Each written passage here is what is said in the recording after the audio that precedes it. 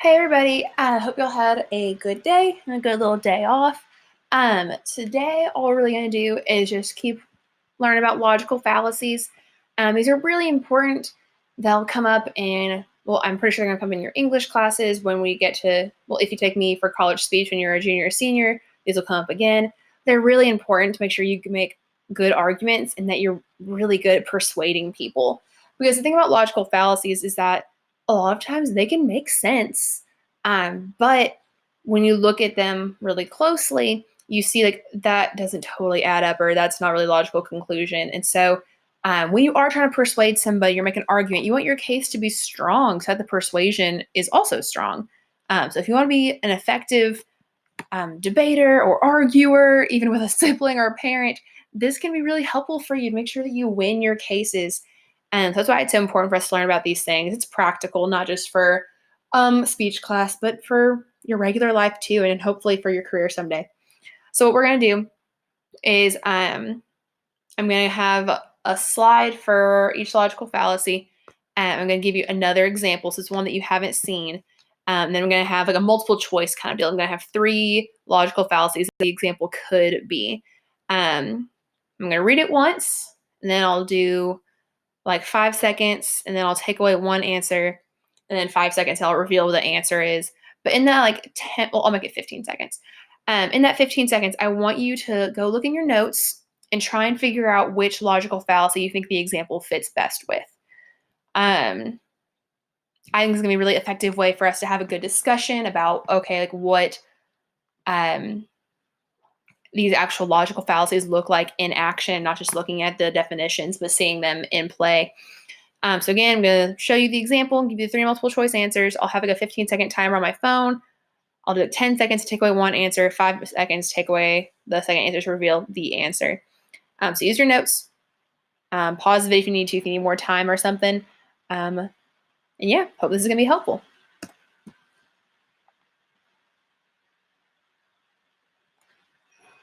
So first example, every student here wants assigned parking spots. I know because I asked my speech class and they all said yes. Is it tu quo que, hasty generalization, or non sequitur?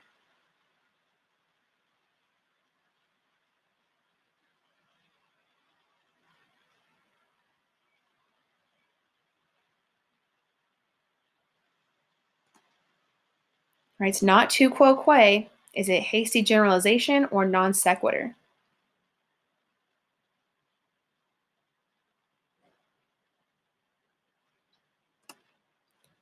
It is a hasty generalization. So it's saying every student here wants assigned parking spots. I know because I asked my speech class and they all said yes. So if you're one student in one speech class, you probably have about 10 kids in your class.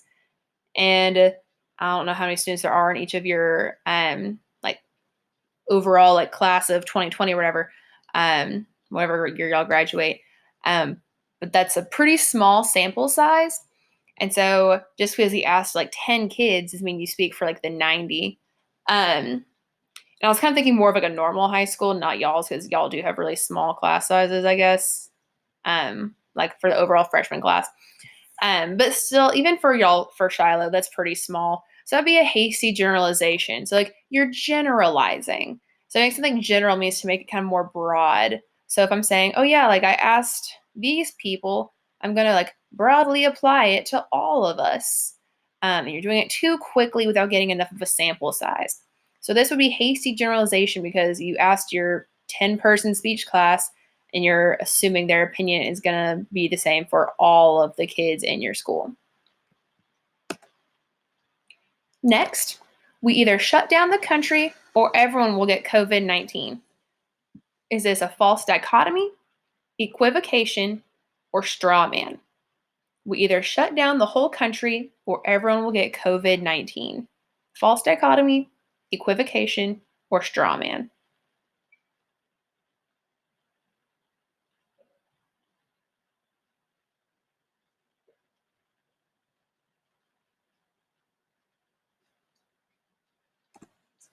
It's not equivocation. Is it false dichotomy or straw man?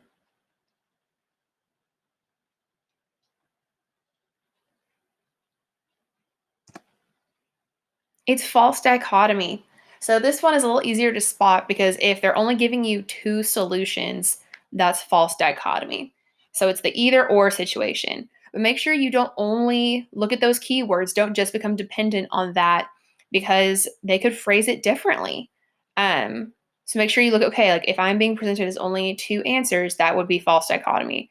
Because like with this whole situation, like it's new, so no one knows how to act, so no one knows what the treatment should be. So like there are a lot of different treatment plans. A lot of countries are doing different stuff and then just shutting everything down altogether and to pretty okay effect. So it's not just, oh, we either shut down or everyone gets COVID-19. It's like, there's a lot of other things that could happen. Now, I want to point out though, this would not be slippery slope because the way I kind of worded it, I was like, well, that could be slippery slope. If it's like, oh, if we don't shut the country down, everyone's going to get COVID-19, which sounds kind of like slippery slope, but it's not. It would fit more closely with false dichotomy because discussing more directly the options we have. Like, okay, how are we going to handle COVID-19? Well, we either shut down or everyone's going to get it. It's like those are the options. It's not trying to show a cause and effect. So the wording is important for that. Next, the novel coronavirus is like the common seasonal flu and thus should be treated the same. Is it false authority, false analogy, or post hoc ergo propter hoc? The novel coronavirus is like the common seasonal flu and thus should be treated the same.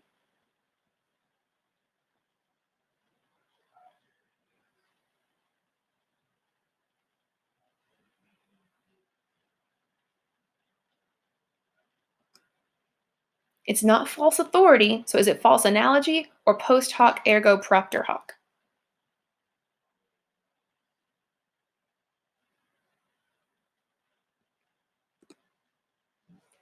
So this is going to be a false analogy. And again, this is one of those that like, okay, yeah, like it kind of makes sense. But when you look a little closer at it, you're like, oh no, like those consequences are a little different. So there are quite a few similarities between the coronavirus and the flu, but in the end, the differences are so extreme that it's like, no, they shouldn't be treated the same. Like some of the symptoms are the same and they're transmitted really similarly. But again, novel means new. So this is something that's new. It's unfamiliar. We're pretty familiar with the flu. Um, there's not a treatment really or a vaccine for this disease, and there is for the flu. And so it's like, yes, there are a lot of things that are similar, but the differences are at this moment in history and time more extreme. And so this doesn't really make sense. And so they are comparable, but not totally enough to like rest your case on that.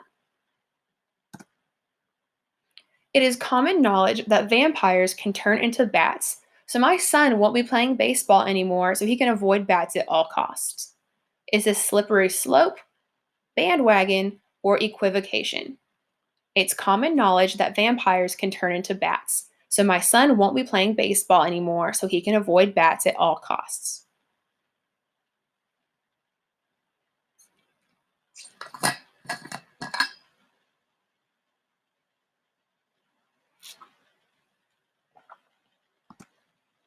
Okay, it's not slippery slope. Is it bandwagon or equivocation?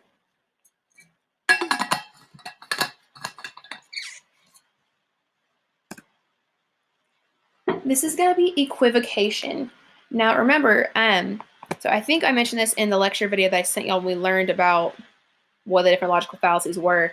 So a synonym means that it's two or more words that have the same meaning, but a homonym means it's like, sorry, I lost my train of thought. A synonym is two words with one meaning.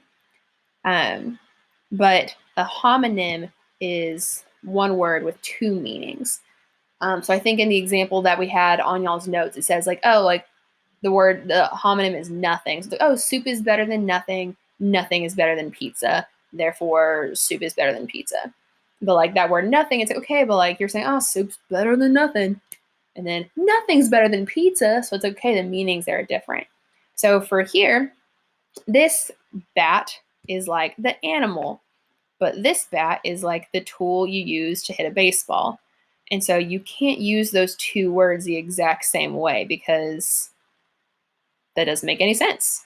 That's what equivocation means. It's a like substituting one word for another in a way that doesn't make any sense. Mom, I know you got my report card today.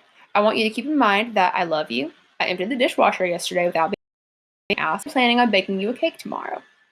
Is this red herring, ad hominem, or straw man? Mom, I know you got my report card today. I want you to keep in mind that I love you. I emptied the dishwasher yesterday without being asked, and I'm planning on baking you a cake tomorrow.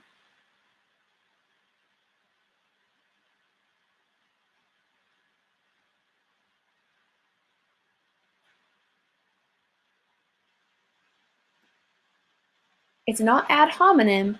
Is it red herring or is it straw man?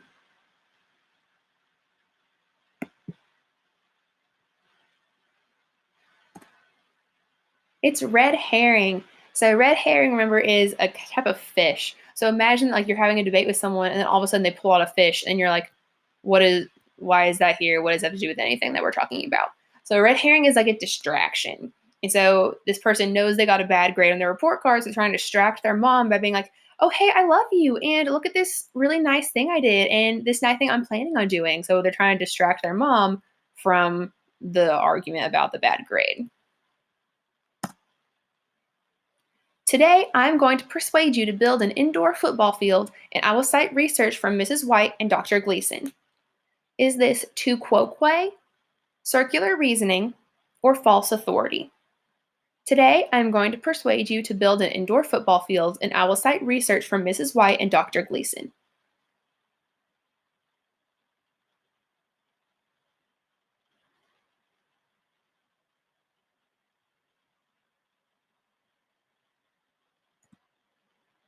It's not circular reasoning, so is it tu quoque or false authority?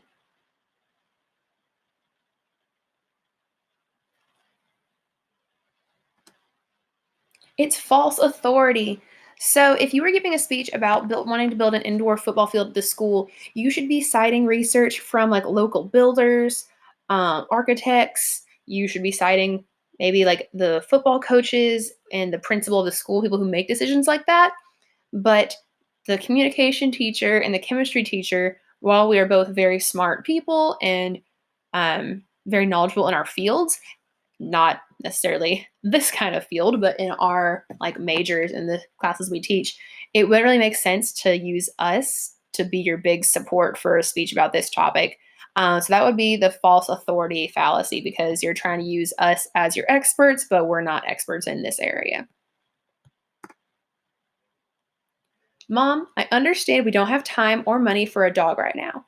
What I don't understand is why you want a puppy to die cold and alone in a shelter.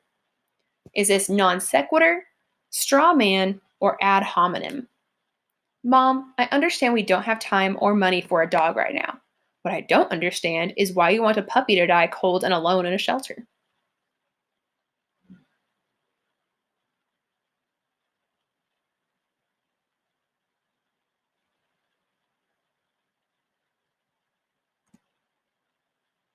Okay, it's not ad hominem. Is it non sequitur or straw man?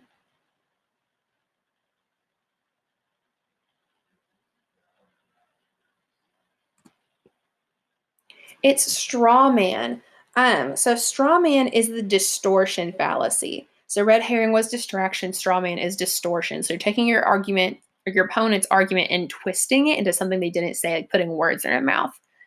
I could see why you might think that it's ad hominem because ad hominem is when you're attacking the person and not the opponent.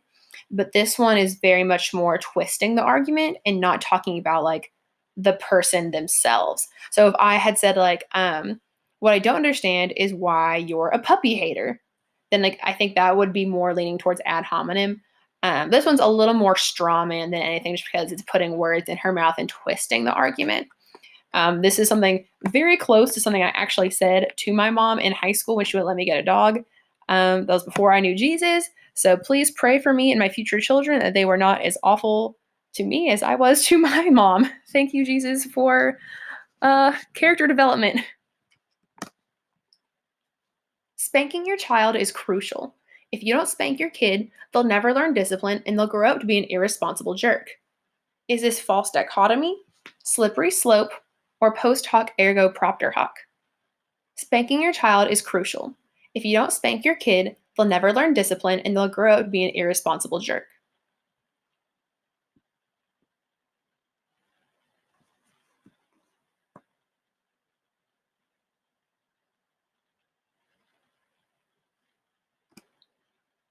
Okay, it's not false dichotomy. Is it slippery slope or post hoc ergo propter hoc?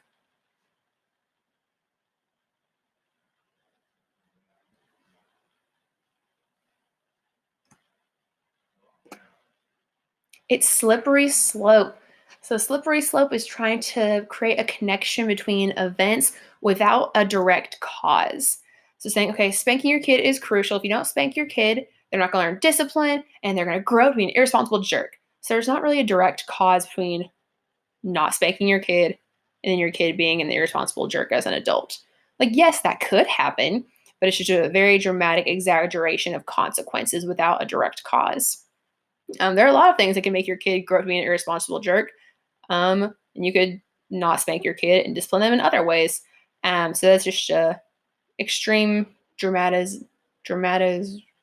I'll say exaggeration of consequences without a direct cause. So it's a slippery slope.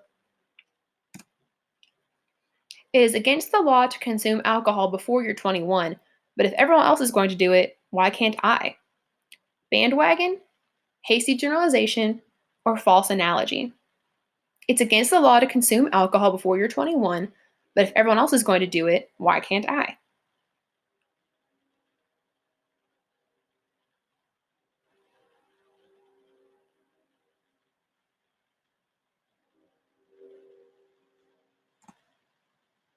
Okay, it's not hasty generalization, so is it bandwagon or false analogy?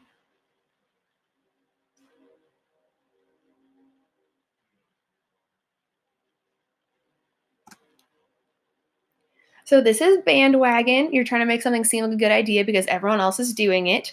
But there are lots of reasons that you should not do things that everyone else does. If all your friends wanted to jump off a bridge, would you do it?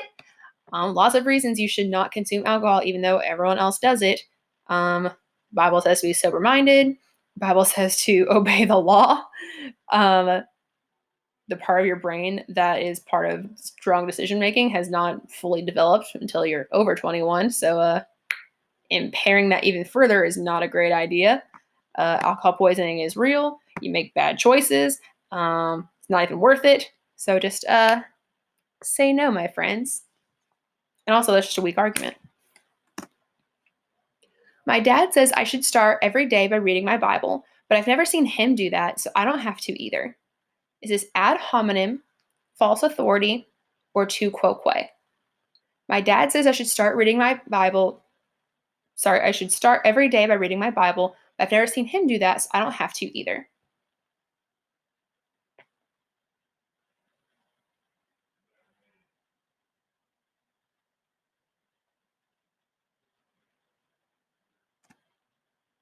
Okay, it's not false authority, so is it ad hominem or tu quoque?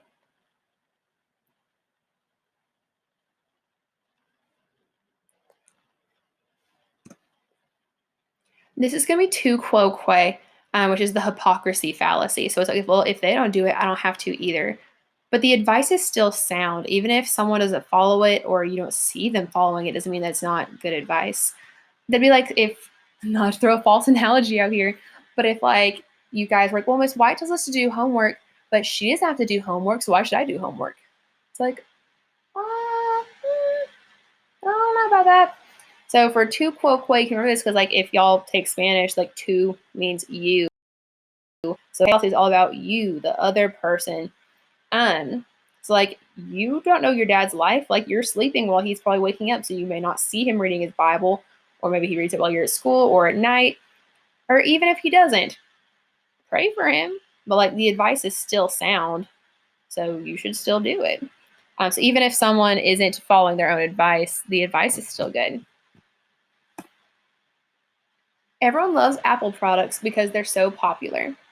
Is this circular reasoning, false dichotomy, or non sequitur? Everyone loves Apple products because they're so popular.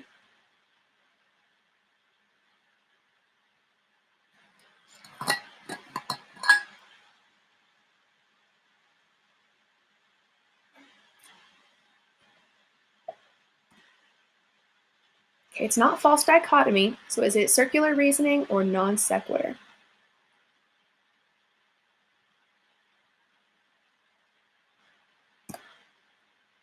So this will be circular reasoning because it's trying to put the conclusion or what it's trying to prove as the first thing, or it's being kind of like a circle. So everyone loves Apple products because they're so popular. Does make sense here. Okay, like, well, why does everyone love Apple products? Because they're popular. Well, why are they popular? Because everyone loves them. Well, why does everyone love them? Because they're popular. You just go in a circle. So it's not really introducing any evidence, it's just stating what it's trying to prove as fact. Kim Kardashian has done great work for prison reform, but she's not even famous for anything, so she won't be a good lawyer. Is this straw man, ad hominem, or false authority? Kim Kardashian has done great work for prison reform, but she's not even famous for anything, so she won't be a good lawyer.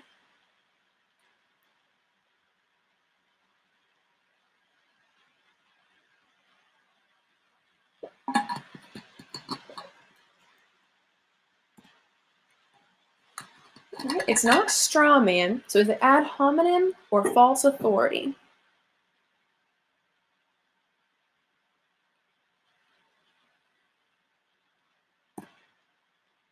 This is ad hominem. So if you look at the word homonym, it looks kind of like human or Homo sapien, which means human. So think about, okay, I'm attacking the person, I'm attacking like their character. So Kim Kardashian has done great work for prison reform, but she's not even famous for anything, so she won't be a good lawyer. Now I could see why you might think this would be non sequitur if that was one of the options, and that's why I didn't put it as an option, because it doesn't really relate. It's like, oh, you're talking about like her work she's done in law, and then you're like, oh, but her like celebrity, so it's like doesn't have anything to do with it. Um, but it's trying to be like, oh, she won't be a good lawyer, even though she's done this great work because of her celebrity. So it's attacking her person and like what she became famous for instead of like the great work she's done. And so think back to the example we saw for ad hominem initially. It was like, this person can't be married because they had an affair. It's like instead of talking about the issues, talking about their personal life. It's attacking the person. So like it says, yeah, she's done great work for prison reform, but think about how she got famous. She's not been famous for anything. It's like, hey, why are you attacking the person? Like she's gonna be a good lawyer. She's done good work so far and she's working hard and going to school for it, so she'll do fine. So for ad hominem, it's attacking the person instead of like the argument that's being made. The glove found at the crime scene didn't fit the suspect, so obviously he didn't commit the crime. Is this ad hominem, red herring, or non sequitur? The glove found at the crime scene didn't fit the suspect, so obviously he didn't commit the crime.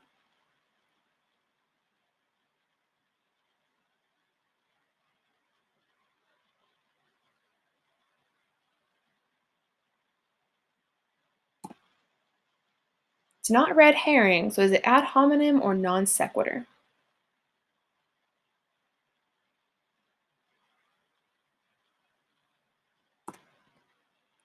So this is non sequitur.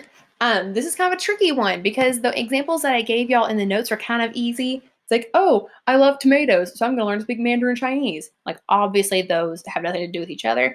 So I wanted to give y'all a little bit more of a difficult one. This is actually a very famous example of a non sequitur from a famous murder trial when I was a kid. If y'all ever heard of O.J. Simpson, he was on trial for allegedly murdering his wife and her friend. Um, there's lots of documentaries about it and a great book, The Run of His Life, the O.J. Simpson story. Great book. Love it. We recommend. Very interesting. Um, so it's a really interesting story. But so one of like the last pieces of evidence was this glove they found at the crime scene that had like OJ's DNA all over it and the victim's DNA. And they're like, oh man, and they had evidence that OJ had bought a pair of gloves just like that, and they were his like basically the exact same size. And it's like, oh man, this is so incriminating. And they were just gonna present it as evidence, but instead they made him try it on. And of course he like supposedly like manipulated his hand so like the glove wouldn't go all the way on. And then like he also had like latex gloves on over his hand that were already too small for him because he had like giant hands because he was an ex-football player. And so we had that glove on, so the glove definitely was not slipping all the way on. And so the glove didn't fit. Like it probably would have if he put it on his bare hand. If he hadn't been like maybe wiggling his hand around, supposedly. And so like, oh man, the glove didn't fit. So we've got to acquit him. Like acquit it means to like, oh, like clear the charges basically. So that was like a thing they said that was all over papers. Like, oh, if the glove doesn't fit, you must acquit. So it's like, even though they had like heaps and heaps and heaps of other evidence, they're like, oh, well, this glove didn't fit him, so he clearly didn't do it. Where it's like, what? So that would be a non sequitur because that just like, it does not follow. So we see this word non, and he's like, okay, non, no, it doesn't do something. So you can think, okay, doesn't follow. And that's how I remember non sequitur. I think this might be the last one or second to last one. So this says, I drank from my new water bottle and then I got a stomach ache. I must have gotten it from my new water bottle. Is this post hoc ergo propter hoc, equivocation, or slippery slope? I drank from my new water bottle and then I got a stomach ache. I must have gotten it from my new water bottle.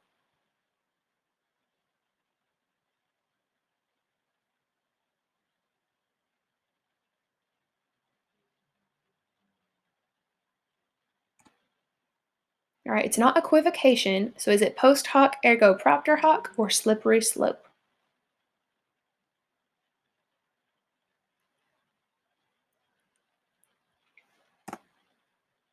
It's post hoc ergo propter hoc.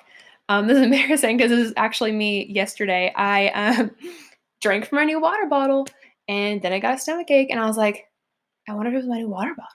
And I was like, probably not. I'm pretty sure I got it because I ate some raw cookie dough. Um, but right before though, I had drinking from a new water bottle and like my husband had said he had cleaned it, but like how well did he clean it? I don't know. And so I was like, maybe I got it from a new water bottle. But no, so just because there is a connection does not mean that one caused the other. And that's what post hoc ergo propter hoc is all about. It means, oh, after this, post means after. So after this, therefore, because of this. And so it's like, oh, like, yeah, there was a connection. Okay, I drank from a new water bottle, then I got a stomach ache. But just because there is like a little connection doesn't mean that like one caused the other. It's a pretty big leap. And that is the last one.